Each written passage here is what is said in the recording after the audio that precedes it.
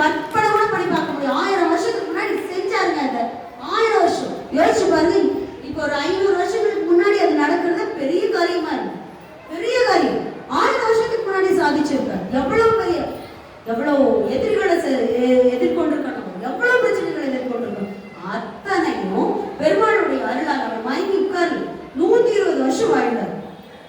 120 வருடங்கள் இறைவனுக்காகவும் மக்களுக்காகவே சேவை செஞ்சுட்டு இருந்தார். அதுல அவர் சந்திச்ச போராட்டங்களை கேட்டா நிஜமா ஹீரோலாம் சாதாரண விஷயம். ஒரு பெரிய வேறற்புதமான ஆற்றல் நிறைந்த ஒரு குரு.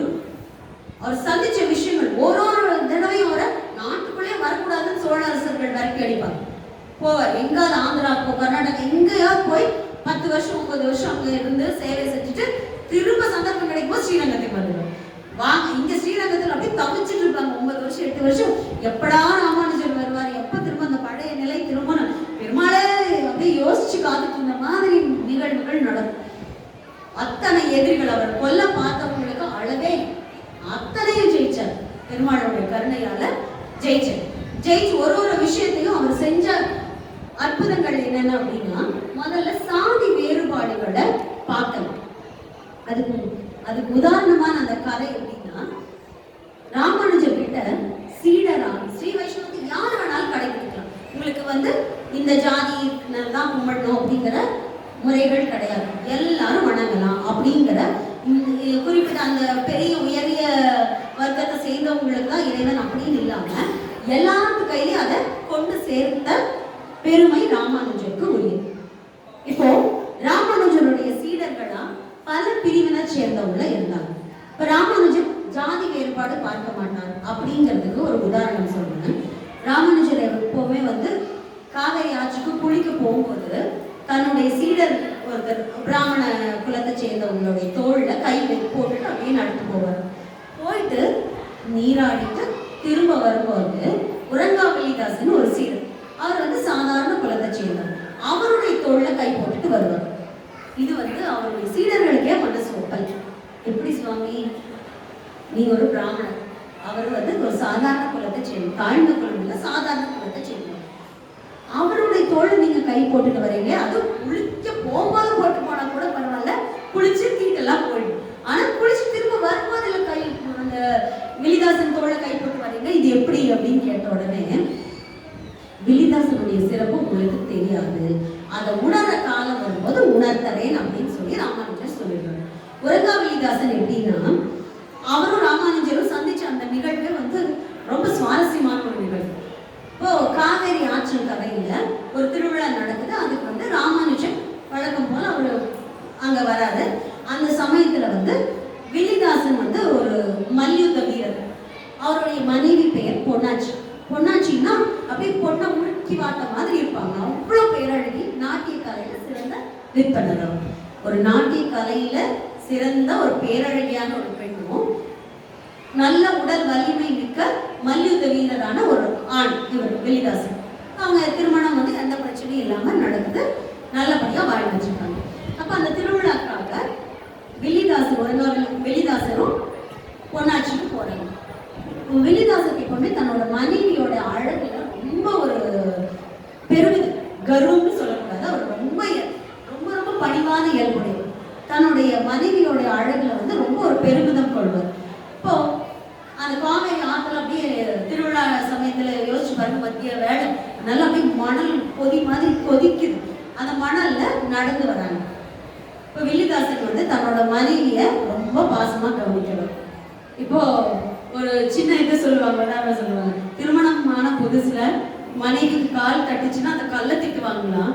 கொஞ்ச நாள் ஆச்சுன்னா மனைவியை பிடிச்சிட்டு கூட கண்ணை எங்க வச்சுட்டு போற, நீ உனக்கு பார்த்து போக வேண்டியதான்னு பிடிச்சி திட்டுவாங்க. ஸோ அது மாறி ஒரு குறிப்பிட்ட காலத்துல மாறிடும். ஒரு சிலர் சின்ன கல்லுதான் தட்டுச்சு, பெரிய கல் இல்லையே வேண்டுனவங்க கூட இருக்காங்க. ஏன்னா மனைவியோட தொல்லை தாங்க முடியாது. ஆனா வில்லிதாசன் தன்னுடைய மனைவியை உயிருக்கு உயிரா நேசிக்கிறோம். அன்புன்னா அவ்வளவு அன்போட நேசிக்கிறோம். இப்ப என்ன ஆகுது, அந்த காவேரி ஆத்துடைய மணல் அப்படி கொதிக்குது. அதுல நடந்து போற பொண்ணாச்சு அப்படி கொஞ்சம் கஷ்டப்படுறாங்க. அதை பார்த்த உடனே வில்லிதாசன் யோசிக்கவே, கணவன் மனைவி உறவுனா அவன் நான் பெரிய ஆளு, என்கிட்ட நீ கட்டுப்பட்டுதான் இருக்கணும்னு இல்லை. வில்லிதாசன் என்ன பண்ணாரா, டக்குன்னு தன்னுடைய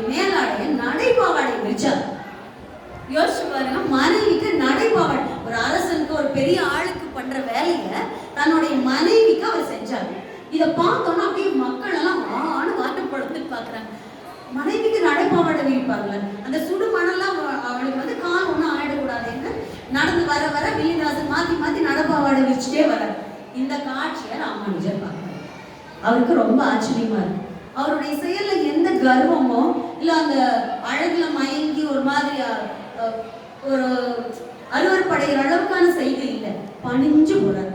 தன்னுடைய மனைவிக்கு பணிஞ்சு அன்போட நடைபாவாடை விரிக்கிறார். இதை பார்த்தோன்னு ஊர் பெண்களுக்கெல்லாம் அப்படியே கட்சி நெட்டை முடிச்சுட்டு உட்காந்துருக்காரு. ஒரு சாதாரண நாட்டிற்காருக்கு இவ்வளவு சிறப்பு, ஆனா என் வீட்டுக்காரர் எனக்கு அடுக்கிறதே இல்லையான்னு எல்லாம் அப்படியே புலம்பி நிற்கிறாங்க. ராமானுஜருக்கு என்னன்னா இவ்வளவு ஒரு அன்பும் கருணையும் நிறைஞ்ச ஒரு மனிதர் இருக்காருன்னு அவருக்கு ஆனந்தம். உடனே தன்னுடைய சீடர்கிட்ட சொல்லி வில்லிதாசனை வந்து என்னை சந்திக்க சொல்லு அப்படின்னு சொல்றாங்க. சொன்ன உடனே ராமானுஜர் கூப்பிட்டாருன்னா மறுப்பாங்களா, உடனே கிளம்பி போறாரு. போய் வில்லிதாசனும் ராமானுஜரும் சந்திக்கிறாங்க. ராமானுஜர் கேட்கிறார், ஏன்பா மனைவிக்கு நடைபாவாடை விரிச்சியே எதுக்காக அப்படின்னு. வில்லிதாசன் சொல்றாரு, சுவாமி என்னுடைய மனைவி கண் அழகு வந்து ரொம்ப பேரழகி கண்ணுல, அவளுடைய கண்கள் வந்து அவ்வளவு பார்க்கவே அற்புதமா இருக்கும். நான் ரசிச்சு கண்களை பார்த்துட்டு இருப்பேன். அந்த வெயில் சூட்டால அவளுடைய கண்களுக்கு ஏதாவது ஆயிடுமோன்னு பயந்துட்டு தான் நான் வந்து இந்த நடைபாவாடை வச்சேன், வேற ஒன்றும் இல்லை அப்படின்னு சொல்றேன். கேட்ட உடனே ராமானுஜருக்கு தோணும் ஒரு கேள்வி கேட்கிறாரு, ஏன்பா அந்த கண்ணழகுக்கு நீ அடிமையாவே இருக்கிறேன்னு சொல்றீங்க, நான் இன்னொரு கண்ணழகு காமிக்கிறேன், அதை காமிச்சோன்னா நீ அடிமையாவையா? கண்டிப்பா சுவாமி நான் ஆகிறேன். உடனே என்ன பண்ணாரு, எப்படி ஆள வந்தார மணக்காலமை கூட்டிட்டு போய் திருவரங்கனை தரிசனம் பண்ண வச்சோன்னா அவர் அப்படியே எல்லாத்தையும் விட்டுட்டு அங்க போனாரோ அந்த மாதிரி வில்லிதாசனை ராமானுஜர் திருவரங்கனுடைய சந்நிதிக்கு கூட்டிட்டு போய் அரங்கன் கிட்ட வேண்டுதல் வைக்கிறார். அரங்கா உன்னுடைய கண் அழகை காட்டுன்னு வேண்டாரு. வேண்ட உடனே அரங்கன் அப்படி கண்கள் அப்படி மலர்த்தி ஒரு கருணையோட ஒரு பார்வை முடிச்சாச்சு. அவ்வளவுதான், என்ன பண்ணணுமோ அங்க காரியம் நடந்துச்சு. வில்லிதாசன் அப்படியே சரணாகதி ஆயிடுறாரு. சுவாமி இதுக்கு மேல பேரழகு நான் பார்த்ததே கிடையாது, என் மனைவியோட கண்கள் தான் அழகுன்னு நினைச்சு, இறைவனுடைய கண்களுக்கு இவ்வளவு பேரழகும் கருணையும் இருக்கும்போது அதெல்லாம் ஒரு பெரிய விஷயமே இல்லைன்னு சொல்லிட்டு அந்த இரு கோடுகள் தத்துவம் மாதிரி ஒரு பெரிய கோட்டை போட்டோன்னா சின்ன கோடு சின்னதாயிடுச்சு. உடனே என்ன பண்ணாரு, நான் உங்களுக்கு சீடனா சரணாகதி அடைகிறேன், என்னை வந்து நீங்க ஏத்துக்கணும் அப்படின்னு சொல்லி அவர் சரணாகதி அடைந்தார். தன்னுடைய மனைவியோட துறவரத்தை ராமானுஜர் சொல்லல, குடும்பத்தோட வைணவத்துல ஈடுபடலாம். இது மிகப்பெரிய புரட்சியோட இன்னொரு விஷயம். ஏன்னா நீ குடும்பத்தெல்லாம் விட்டுட்டு வந்தா இறைவனை வணங்கணுங்கிறது கிடையாது. இல்லறத்துல உனக்கு இல்லறத்தானுடைய கடமைகள் அத்தனையும் செஞ்சுக்கிட்டே நீ இறைவனை வணங்க, நித்தியப்படி நீ என்னென்ன செய்யணுமோ அந்த கடமைகள் எல்லாத்தையும் செஞ்சுட்டு இறைவனை விடாம பிடிங்க அப்படின்னு சொல்லி ராமானுஜர் வழிபடுறார். இப்ப என்னாச்சு, உரங்காவிலிதாசனை தன்னுடைய சீடனா ஏற்றுக்கிட்டாச்சு. இப்ப அங்க வேற ஒரு பிரச்சனை முளைக்கும். ஒரு சாதாரண குலத்துல பிறந்தவரை தன்னுடைய சீடனா ஏத்துட்டா உடனே அங்க கூட இருக்கிற சீடர்களுக்கு எல்லாம் மனசு தாங்க, அது எப்படி நீங்க வந்து வில்லிதாசன் முக்கியமான சீடனா ஏத்துக்க முடியும் அப்படின்னு சொல்லி எல்லாரும் கொஞ்சம் வாதம் பண்ண ஆரம்பிக்கிறாங்க. உடனே ராமானுஜர் என்ன பண்றாரு, தன்னுடைய சீடர்கள்ல ஒருத்தர்கிட்ட நீ என்ன பண்ண, சீடர்கள் மற்றவங்க எல்லாம் தூங்கிட்டு இருக்கும்போது அவங்களுடைய ஆடையில ஒரு ஆடையை கிழிச்சு வச்சுது அப்படின்னு சொல்றாரு. சொன்ன உடனே அந்த சீடரும் செஞ்சிடறாங்க. அடுத்த நாள் காலையில அவங்க அப்படியே கள்ளைபரமே நடக்குது. அவங்க என்ன சன்னியாசம் வாங்கினாங்க, குருவுக்கு கீழே இருந்து பணி செய்யறவங்க. அவங்க தன்னுடைய ஒரு ஆடை கிழிஞ்சதை ஒத்துக்க முடியும். அவ்வளவு கோபம், அவ்வளவு மாத்திரம் என்ன வார்த்தைகள், கோபத்தில் யார் இந்த காரியத்தை செஞ்சது, எப்படி பண்ணலாம், ஆச்சா பூச்சம் அப்படியே பயங்கரமா பேச்சுகள் நடக்கும். ராமானுஜர் அதை கவனிச்சுட்டு அமைதியா இருந்துட்டார். அப்போ திரும்ப ஒரு நாள் கழிச்சு என்ன பண்றாரு, தன்னுடைய அந்தரங்கமான ஒரு சீடனை அழைச்சு, நீ என்ன பண்ற, போய் வில்லிதாசன் வீட்டுல அவங்களுடைய நகைகளை எடுத்துட்டு வா அப்படின்னு சொல்றேன். ஒரு சுவாமி நகை எடுக்க சொல்றேன், நான் சொல்றேன் நீ எடுத்துட்டு வா, அங்க என்ன நடக்குதுன்னு நீ கவனிச்சுட்டு வா அப்படின்னு சொல்றேன். போறாரு, அங்க பொன்னாச்சி உறங்கிட்டு இருக்காங்க. போன உடனே பொன்னாச்சியுடைய நகைகளை கழட்டியாச்சு, ஒரு காதணியை கழட்டியாச்சு, இன்னொரு காதணியை கழட்டணும். அவங்க நல்லா உறங்கிட்டு இருக்காங்க. அந்த சீடர்கள் அப்படி கழட்ட ஆரம்பிச்ச உடனே பொன்னாச்சிக்கு தெரிஞ்சிச்சு, ஆனா வந்தது யாருன்னு தெரிஞ்சிச்சு. அப்போ ஏதோ ஒரு காரணத்துக்காக தான் இது செய்யறாங்க அப்படின்னு தெரிஞ்சுட்டு என்ன பண்றாங்க, தன்னுடைய இன்னொரு காதணியை கழட்டணும்னு தலை திருப்புறாங்க. படுத்துட்டு இருந்து தலை திருப்புறாங்க. திருப்பினோட அந்த சீடர்களுக்கு பயமா போச்சு, ஓ கண்டுபிடிச்சிட்டாங்க கேட்டு வேகமா ஓடி வந்துடுறாங்க. வந்த உடனே ராமானுஜர் கிட்ட, சுவாமி நாங்கள் இந்த மாதிரி போனோடனே பொண்ணாச்சிக்கு எந்திரிச்சாங்க, நாங்கள் வந்துட்டோம். உடனே ராமானுஜர் என்ன சொல்றாரு, திரும்ப போங்க, போய் அங்க அவங்க என்ன பேசுனாங்கன்னு பார்த்துட்டு வாங்கன்னு சொல்றாரு. போய் அங்க பாக்குறாங்க. பார்த்தா அந்த சீடர்கள் வெளியில நின்று கேட்கிறாங்க. வில்லிதாசன் மனைவி பிடிச்சி திட்டு நீ என்ன நினைச்சிட்ட, நீ அவங்க உள்ள வந்து உன் முதல் நகை கழட்டும் போது நீ என்ன பண்ணிருக்கணும், கழட்டி கொடுத்துருக்கணும், கொடுக்காம நீ ஆணவத்தோட இருந்துட்டேன்னு அவர் பிடிச்சி திட்டுறாரு. பொண்ணாச்சிக்கு என்ன பண்ணேன்னு நான் என்ன பண்ணேன், நான் எந்திரிச்சா அவங்க பயந்து போயிடுவாங்கன்னு நினைச்சுதான் நான் அமைதியா படுத்துட்டு இருந்தேன். இன்னொரு காதலி கழட்டட்டும்னு நான் விட்டேன். இப்ப என்ன ஆகுது, நான் ஆணவத்தோட இருந்தேன்னு சொல்றீங்க, நான் அப்படி நினைக்கவே இல்லையே, கமலை கழட்டி போட்டுன்னு தானே நான் நினைச்சேன்னு அவங்க சொன்னோன்னா அந்த சீடர்களுக்கு அப்படியே பொட்டலாச்சு மாதிரி இருக்கு. ஒரு ஆடை கிழிஞ்சதுக்கு நம்ம எத்தனை பெரிய பிரச்சனை உருவாக்கணும். நகைகள் அத்தனை கழட்டிட்டு போகும்போது பரவாயில்ல எடுத்து, நீ ஏன் இன்னொரு காதலி கொடுக்கலன்னு வில்லிதாசன் கேட்கிறாரு. அவர் எப்பேற்பட்ட மனிதரா இருக்கார். இப்பேற்பட்ட ஒரு மனிதரை சீடர்னு ராமானுஜர் ஏத்துக்கிட்டதுல தவறே கிடையாது அப்படின்னா அத்தனை சீடர்களும் ஒத்துக்க வச்சுட்டாங்க. இந்த நிகழ்வு நடந்தது அத்தனை சீடர்கள்கிட்டையும் சொன்ன உடனே அவங்க ஒத்துக்கிட்டாங்க. இந்த மாதிரி ராமானுஜர் தன்னுடைய சீடர்களா ஏத்துக்கிட்டவங்க, தான் வந்து குருவா இருந்து வழி நடத்தின பல சமயத்தவர்கள் இருக்காங்க. அத்தனை பேருக்கு அவர் வழிகாமிச்சார். இன்னொன்னு, சாதி வேறுபாடுகள் அவர் பார்க்கல அப்படிங்கிறதுக்கு இன்னொரு உதாரணம் என்னன்னா, அவர் வந்து திருவரங்கத்துல இருந்து சோழ அரசர்கள் வந்து இருக்கக்கூடாது அப்படின்னு சொல்லும் போது ஒரு ஆபத்து நேர்ந்து அந்த சமயத்துல தப்பிக்கிறதுக்காக மைசூர் போறாரு. போன இடத்துல பூராமே என்ன பண்றாருன்னா, அங்க இருக்கிறவங்களையும் ஸ்ரீ வைஷ்ணவத்தின் கீழே ஈடுபடுத்துறாங்க. தாழ்ந்த குலத்தார திருக்குலத்தார் அப்படின்னு பெயர் எடுத்து ஆலய பிரவேசம் பண்றார். சாதாரண காரியங்கள்ல 1000 வருடங்களுக்கு முன்னாடி திருக்குலத்தார்னு தாழ்ந்த குலத்தவர்களுக்கு நாமம் விட்டு ஆலய பிரவேசம் பண்றதுக்குன்னா அவருக்கு எவ்வளோ பெரிய ஒரு இறை அருளும் தைரியமும் இருக்கும். செஞ்சார், ஆலய பிரவேசம் பண்ண வச்சார். அத்தனை பேர்த்தையும் ஆலயத்துக்குள்ள பிரவேசிக்க வச்சு ஸ்ரீ வைஷ்ணவர்களா அவங்களையும் மாற வச்சார். பூணூல் போட்டு விட்டார். அந்த சமயத்துல வந்து யாராலையும் மறுக்க முடியாத அளவுக்கு மிகப்பெரிய ஒரு ஆளுமை வந்தால் யோசிச்சாங்க இல்லையா, தன்னுடைய நிலைக்கு தன்னை விட இன்னும் ஒரு சிறப்பா ஒரு சீடன் வரணும். அந்த குருவுக்கு மிகச்சிறந்த ஒரு சீடனா ராமானுஜர் இருக்கு. இன்னொன்னு, ராமானுஜர் அன்பே வடிவான இறைவன் வந்து அன்பே வடிவமா இருக்கிறவர், கருணையான வடிவம். ஆனா நம்ம தான் வந்து என்ன பண்றோம், நான் இந்த மதம் இந்த ஜாதின்னு மாத்தி மாத்தி மாத்தி நம்ம தான் போட்டி பண்ணிக்கிறோம் தவிர எந்த கடவுளும் வந்து அடிச்சுக்கல, சண்டை போடுறோம். ராமானுஜர் அன்பே வடிவானவர் அப்படின்னா அவருக்கு வந்து தன்னுடைய நிலையை பத்தி எல்லாம் யோசனையே கிடையாது. நான் பெரிய குரு, எனக்கு எவ்வளவு சீடர்கள் இருக்காங்க, இந்த வைணவ ஆலயங்கள் அத்தனையும் நான் கட்டுப்பாட்டில் வச்சுக்கிறேன், அந்த மாதிரி எதுவுமே கிடையாது. ஒரு சமயம் என்ன பண்றாங்கன்னா, திருவரங்கத்துல வந்து கதம்ப சாதம், ஒரு திருவிழா ஒரு விழா அப்போ கதம்ப சாதம் எல்லாத்துக்கும் பரிமாற ஒரு நிகழ்வு நடக்கும். அப்போ ராமானுஜர் என்ன பண்றாருன்னா, வெளியூர் போயிருக்காரு, திரும்ப காவேரி கரையில நடந்து வந்துட்டு இருக்காரு. திருவரங்கம் ஆலயத்துக்கு வர்றதுக்காக நடந்து வந்துட்டு இருக்கும் போது அந்த திருவிழா எப்படி நடக்கும்னா, எல்லா பூஜைகள் எல்லாம் முடிச்சதுக்கு அப்புறம் அந்த பட்டர் வந்து ராமானுஜரை ஜியா அப்படின்னு கூப்பிடுவார். கூப்பிட்ட உடனே ராமானுஜர் வந்து முதல் பிரசாதத்தை ஏற்றுட்டதுக்கு அப்புறம் அத்தனை பேருக்கு அந்த பிரசாதம் வழங்கும். அன்னைக்கு வந்து சமையலே செய்ய மாட்டாங்களா, அத்தனை அந்த ஊரே வந்து திருவரங்கம் முழுக்க அந்த சாதம் தான், கோவல் சாதம் தான் பரிமாறும்.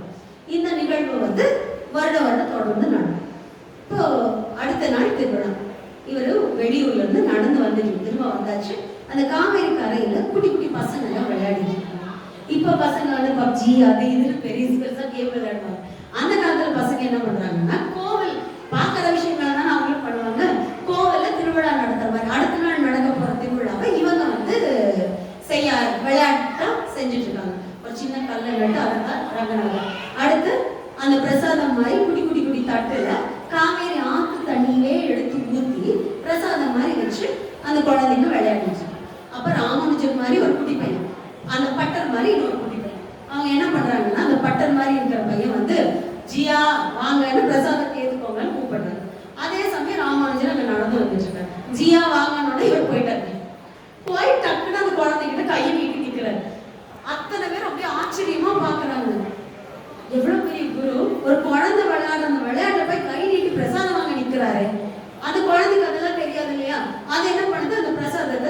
வாங்கியருடைய கையில ஊத்திடுது. வாங்கி தீர்த்தத்தை குடிச்சிருக்காங்க. குடிச்ச உடனே அப்படியே அவங்க இருக்கிற அத்தனை பேருக்கு ஐயோ ஏதோ அபச்சாரம் நடந்துச்சு போறதுக்கு என்ன ஆகும் போதும் பயந்து நிற்கிறாங்க.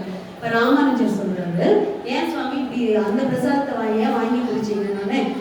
ஒண்ணும் இல்லை, அவங்க நல்லா பாரு, பெருமாள் அழகா உட்கார்ந்துட்டு இருக்காரு, அவங்க தர பிரசாதத்தை அந்த குடி குடி தட்டுல வச்சிருக்கிறவங்க தான் கதவு சாதமா பெருமாளே ஏத்துட்டாச்சு, நான் என்ன அப்படின்னு சந்தோஷமா அந்த பிரசாதத்தை வாங்கி குடிச்சுக்கிறார்.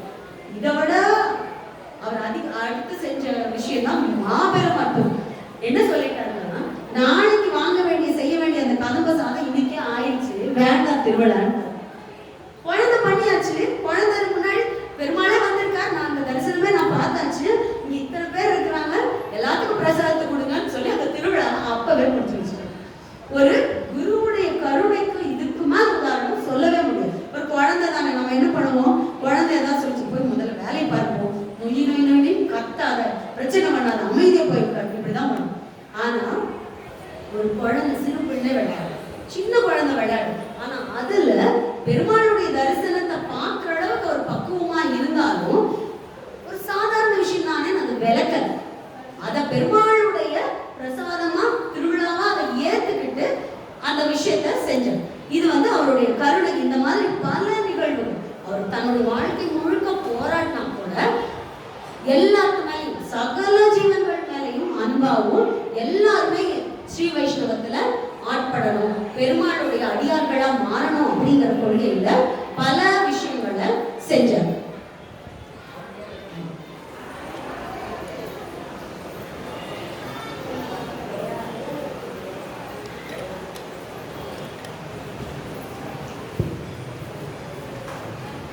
இப்போ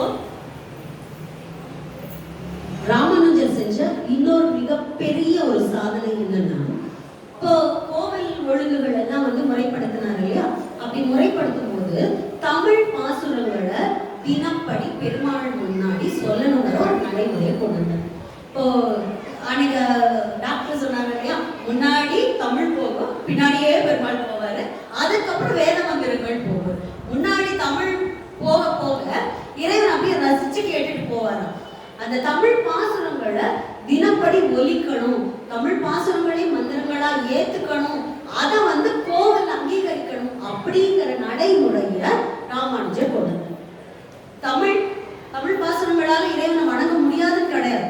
இறைவனுக்கு மொழி கிடையாது, மொழியே தேவையில்லை.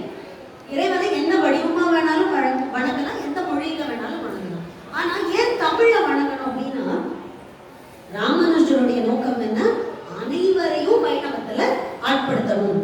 அப்போ எனக்கு சமஸ்கிருதம் தெரியாது, வேத மந்திரங்கள் புரியாது, அப்படி இருக்கும்போது ஒரு சாதாரண மானுடனுக்கு கூட பெருமாள் மேல பக்தி வரணும் அப்படின்னா அந்த தமிழ் பாசுரங்கள் அவருக்குள்ள ஒரு தாக்கத்தை ஏற்படுத்தி கேட்கும்போது, காதால கேட்கும்போது அது அப்படியே பெருமாளை வர்ணிக்க வர்ணிக்க வர்ணிக்க என்ன ஆகும்னா, அவங்க அந்த சாதாரண மக்கள் மனதிலையும் பெருமாள் மேலான பக்தி மேலும்.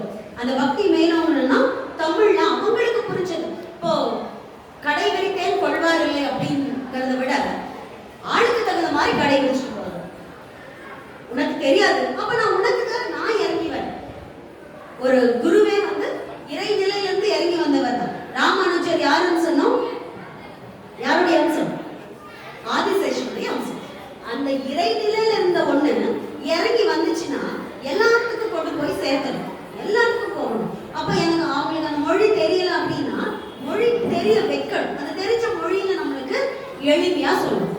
அவங்களுக்கு தெரிஞ்ச மொழி அவங்களுக்கு தகுந்த மாதிரி கொண்டு போய் சேர்க்கிற மிகச்சிறந்த படிய தமிழ் பாசுரங்கள் ஒலிக்க, இறைவன் முன்னாடி ஒலிக்க வச்ச மாபெரும் படிய ராமானுஜர் செஞ்சார். ராமானுஜருக்கு அடுத்து, அதாவது 120 வருடங்கள் ராமானுஜர் செஞ்ச பணிகளுக்கு அளவே கிடையாது. அந்த 120வது வருடம் வரைக்கும் எப்பவுமே வைணவ ஆச்சாரியர்களை தனியா வேற ஏதாவது ஒரு இடத்துல தான் அடக்கம் பண்ணுவாங்க. ஆனா ராமானுஜர் திருவரங்கத்துல பெருமாள் ராமானுஜரை விட மனசு திருவரங்கத்திலேயே அந்த உடலையே பதப்படுத்தி வச்சிருக்காங்க. ராமானுஜர் அப்பவும் விட அரங்கத்துக்கு மனசு தன் கூடயே தனக்குள்ளேயே தன்னுடைய ஆலயத்தோட ஒரு பகுதியில ராமானுஜருக்கு ஒரு தனி சன்னதி பேரற்புதமா இருக்கும். அவருடைய உடலை பதப்படுத்தி வச்சிருக்காங்க.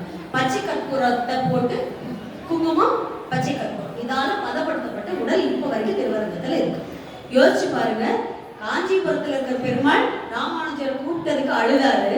இங்க இருக்கிற பெருமாள் இங்க ராமானுஜருடைய உடலை விட மனசு இல்லாம அங்கேயே வைக்க சொல்லி அசரீரியா உத்தரவிட்டார்.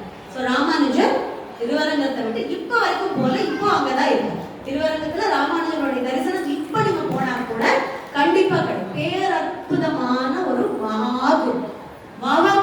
அவருடைய அற்புதங்கள் இன்னும் நிறைய சொல்லிக்கிட்டே போயிட்டே இருக்கலாம்.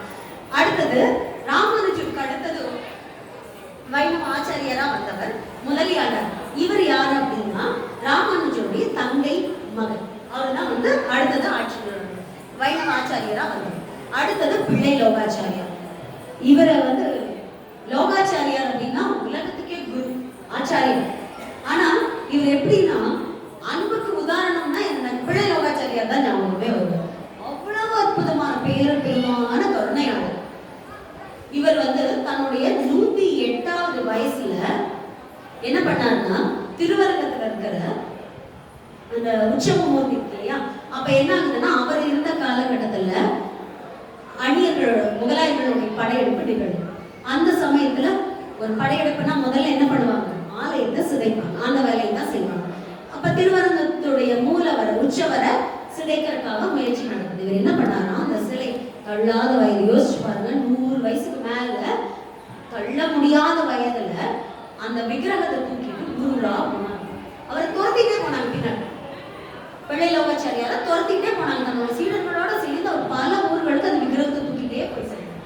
அப்போ மதுரையில யானை மலை அப்படிங்கிற இடத்துல அவர் போய் இருந்தப்ப என்ன ஆகுதுன்னா அவரால் முடியும். அந்த மலையில உருண்டு விழுகிறார். யோசிச்சு பாருங்க, நடக்கவே சிரமப்பட்ட சமயத்துல அவ்வளோ பெரிய விக்கிரகத்தை தூக்கிட்டு போய் அந்த மலை ஏறி இறங்குறதுக்குள்ள விழுந்துட்டாங்க. அந்த சமயத்துல என்ன ஆகுதுன்னா அவருடைய இறுதி காலம் நெருங்கின மாதிரி அவருக்கு உணர்ந்துச்சு. உடனே பெருமாளை மனதார உட்கார்ந்து தியானிக்கும் போது பெருமாள் அவங்க சீடர்களோட நிற்கும் போது பெருமாள் அவங்க முன்னாடி காட்சிக்கு அத்தனை பேருக்கு நான் முக்தி அருள்வேன் அப்படின்னு சொன்ன உடனே அவர் பெருமாள் என்ன சொல்றாருன்னா இங்க இருக்க அத்தனை பேருக்கு, அவர் சொன்ன வார்த்தை என்ன, பெருமாள் சொன்ன வார்த்தை என்ன, இங்க இருக்க அத்தனை பேருக்கோ. இப்ப நம்ம என்ன நினைப்போம், அத்தனை பேரும் இங்க இருக்க அத்தனை பேர்னா நம்ம என்ன நினைப்போம், நம்ம மனிதர்களை மட்டும்தான் நோக்கமா வைப்போம். இங்க இருக்கிற கல்லு, இங்க இருக்கிற பூச்சி, பறவை, இதை பத்தி எல்லாம் நம்ம மனசுல தோணா. பகுத்துண்டு பல்லுயிர் ஓம்புதல். பல்லுயிர் எல்லா உயிர்களும் சமம். அது அறிவு நிலையில வேறுபட்டிருந்தாலும் அத்தனை உயிர்களும் சமந்தான். அன்பு மிகச்சிறந்த நிலைக்கு போகும்போதுதான் அனைத்து உயிர்களும் சமம் அப்படின்ற ஒரு உணர்வு வரும். இப்போ ஒரு சின்ன உதாரணம் சொல்றேன். இது ஒரு நடந்த ஒரு கதையை நான் ஒரு புத்தகத்துல படிச்சேன். இப்போ ஒரு அம்மா ஒரு மரத்தை வளர்த்திட்டு இருக்காங்க. அந்த மரத்தை தன்னோட பிள்ளையாவே நினைச்சு வளர்க்குறாங்க. இப்ப என்ன ஆகுதுன்னா அந்த மரத்துக்கு தோன்ற அந்த மரமும் இவங்களும் ஒரே மனநிலைக்கு போன மாதிரி ஆயிடுறாங்க. அது தினப்படி போய் இந்த மரத்து கூட பேசுறது, அதுக்கு ஏதாவது பிரச்சனை ஆச்சு, தண்ணி கொஞ்சம் குறைச்சா கூட இந்த அம்மாவுக்கு மனசுல தோணும், இந்த தண்ணி கொஞ்சம் குறைஞ்சிச்சு ஊத்தணும் அப்படிங்கிற மாதிரி தோணும். ஒரு தினம் அந்த அம்மா உள்ள சமையல் கட்டில வேலை செஞ்சுட்டு இருக்காங்க. திடீர்னு அம்மா அம்மா அம்மான்னு கத்துற சத்தம் கேட்டோன்னே இவங்களுக்கு இன்னமும் அந்த மரத்துக்கு ஏதோ பிரச்சனைன்னு தோணிட்டு வெளியில வந்து பாக்குறாங்க. அந்த மரத்து மேல இருக்கிற கிளை பிடிச்ச அந்த பசங்க போட்டு ஆட்டு நாட்டிட்டு இருக்காங்க. அந்த மரம் தன்னுடைய தாயா அவங்க நினைச்சு அதோடைய சத்தம் நம்மளுக்கு கேட்காது. ஆனா மனதால ஒன்றிணையும் போது சகல உயிர்களுடைய துன்பமும் புரிஞ்சுக்கணும். மனதால ஆத்மாவால ஒன்றிணையும் போது சகல உயிர்களும் சமமா நினைக்க தோணும். அதுதான் மிக பேரறிவா இருக்கு. பேரறிவு நிலை அப்படின்னா சகல உயிர்களும் சமம். நான் மட்டும் இல்லை, அங்க இருக்க பூச்சி கூட. இப்ப ஒரு இது சொல்லுவாங்க இல்லையா, நீங்க புல்லா பூண்டா மரமா செடியா கொடியா எல்லாமாவும் பிறந்திருப்பீங்கன்னா அங்க இருக்கிற ஒரு செடி ஏதோ ஒரு பிறவியில ஒரு மனுஷனா கூட வந்திருக்கலாம், ஒரு மிருகமா கூட இருந்திருக்கலாம். யாரு என்னங்கிறது நம்மளுக்கு தெரியாது. ஆனா அங்க இருக்கிற எல்லா உயிரும் என்ன சமந்தான். இறைவனுடைய இப்போ வசிஷ்டாத்வைதம் என்ன சொல்லுது அப்படின்னா சகல உயிர்களையும் இறைவன் இருக்கார். சகல உயிர்களாகவும் இறைவன் இருக்கார், காட்சிப்படுத்துறார். அப்போ அந்த உயிரும் சமம் தானே.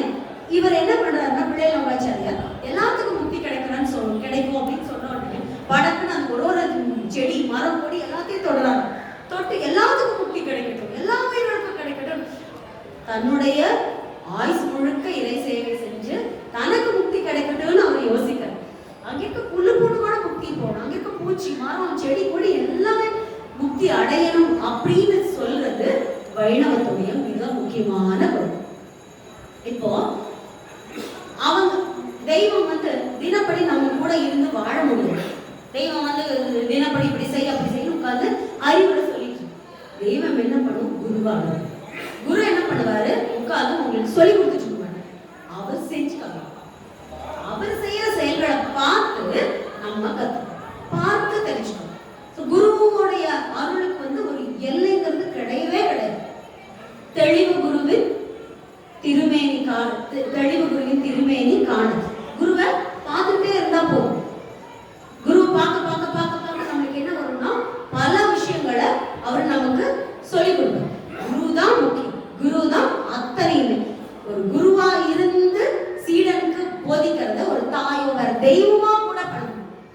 குரு காமிக்கிற கருணையில தெய்வம் கூட தர முடியும்.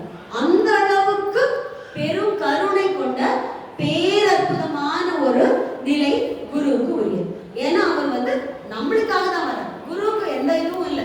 இப்ப தினப்படி நம்ம மந்திரம் சொன்னா குருக்கு ஏதாவது கிடைக்க போகிறார், எதுவும் கிடையாது. குரு எதுக்காக? நித்தியப்படி தான் செய்யற அவர் தன்னுடைய கைங்கரியம் செய்ய வேண்டிய விஷயங்களை செய்ய. ராமானுஜர் அவர் பாட்டுக்கு உட்காந்து இதை செய்ப்பா அதை செய்ப்பான்னு சொல்லிட்டு உட்கார்ந்து. ஆனா அவரே இறங்கி ஒரு வேலையா செஞ்சார். ஒரு காரியங்களை அவர் செய்ய செய்ய செய்ய அதை பார்த்து அவருடைய சீடர்கள் கத்துக்கிட்டார். குருவை பார்த்துதான் நம்ம கத்துக்கணும்.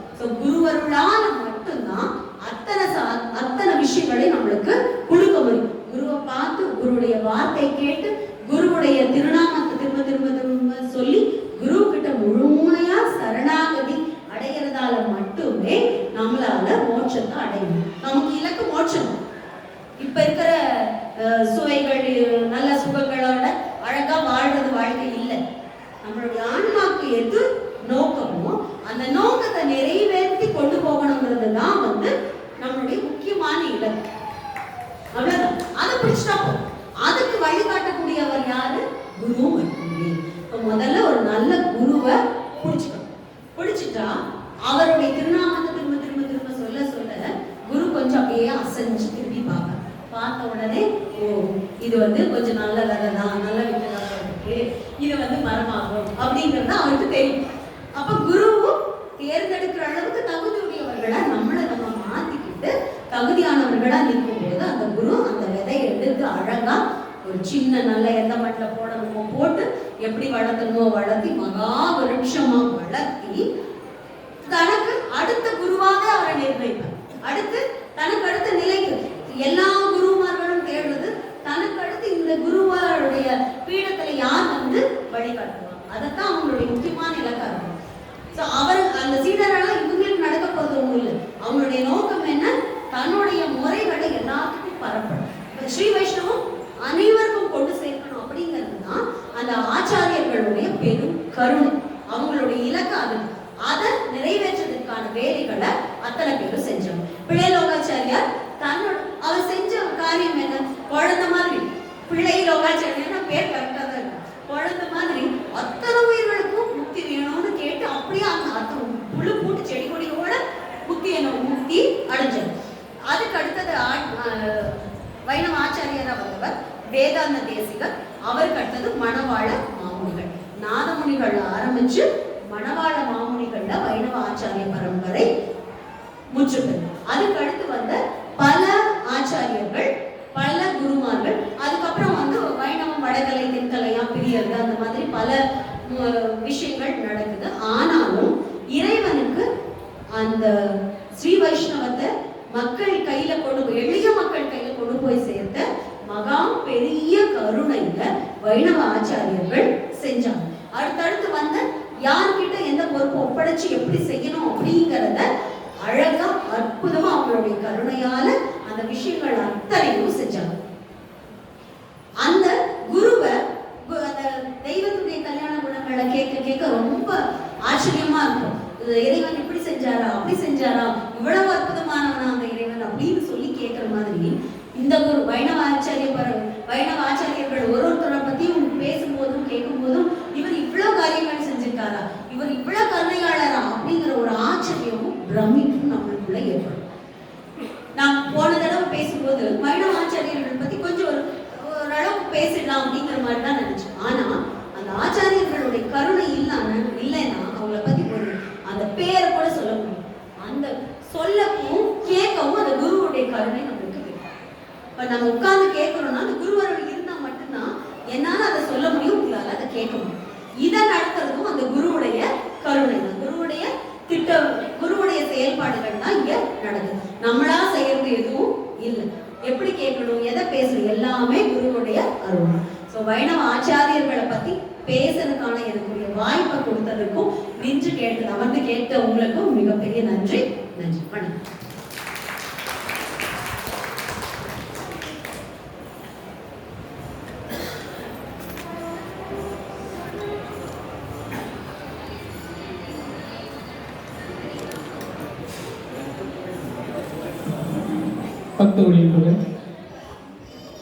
வைணவ ஆச்சாரியர்கள் இந்த தலைப்பில் 2 வாரங்கள் நிறைய விஷயங்களை சொன்னாங்க. ஏன்னா ஆச்சாரியர் குரு இல்லைன்னா இறைவனை நாங்கள் அடைய முடியாதுங்கிறத மூல மந்திரமாக எடுத்து நம்மாழ்வார்கள் ஆரம்பித்து அதுக்கடுத்து உய்யக்கொண்டார் நாதமொழிகள் வந்து நம்மாழ்வார்கள் தான் நாதமொழிகள் வேதங்கள் எல்லாம் பெற்றாருன்னு சொன்னாங்க போன வாரம். இந்த வாரம் நாதமுனிகள் ஆரம்பித்து உய்யக்கொண்டார், மணக்கால் நம்பி அப்படி ஆரம்பித்து நிறைய, அதுக்கடுத்து ஆளவந்தான் சொன்னாங்க. ஏன்னா ஆளவந்தானோட சிஷியர் தான் ராமானுஜர். ஏன்னா அந்த விஷயத்தை வந்து 400வது நிகழ்ச்சியிலேயே டாக்டர் அழகாக பேசினாரு. அந்த விஷயத்தை தான் இங்கே கொண்டு வந்திருக்காங்க. இந்த ஆளவந்தானோட சிஷியர் ராமானுஜர் என்னென்ன காரியங்கள் பண்ணாருங்கிறத ஒவ்வொரு இதில் தெளிவாக எடுத்து சொன்னாங்க. உண்மையிலேயே இந்த குருவை மீறிய சிஷியனுங்கிறதுல நிறைய விஷயங்கள் ராமானுஜர் தெளிவுபடுத்தியிருக்காரு. அந்த விஷயத்தை ஒவ்வொரு விஷயமா எடுத்து சொல்ற விஷயம் பார்த்தீங்கன்னா ரொம்ப பிடிச்ச விஷயங்கள் பார்த்தீங்கன்னா எல்லாரும் இறைவன் அடையணுங்கிற ஒரு எடுத்துக்காட்டோட எல்லாரும் ஒரு தாழ்ந்த குளத்தில் இருந்தவனும் இறைவன் அடையணுங்கிறது 1000 வருஷத்துக்கு முன்னாடியே, ஒரு 40 வருஷத்துக்கு முன்னாடியே நாங்கள் பார்த்தீங்கன்னா இவங்க இந்த குளம் அந்த குளம் இப்போ இருந்தாலும் ஒரே குளம் அங்கே ஒரு கோட்பாட்டை அன்னைக்கு 1000 வருஷத்துக்கு முன்னாடியே இந்த ராமானுஜர் கொண்டு வந்தார். இறைவனோட சன்னதியில் எல்லாருமே ஒருவர்ங்கிற முறையில் அன்னைக்கு 1000 வருஷத்துக்கு முன்னாடி அந்த ராமானுஜர் கொண்டு வந்த பெரிய காரியங்கள்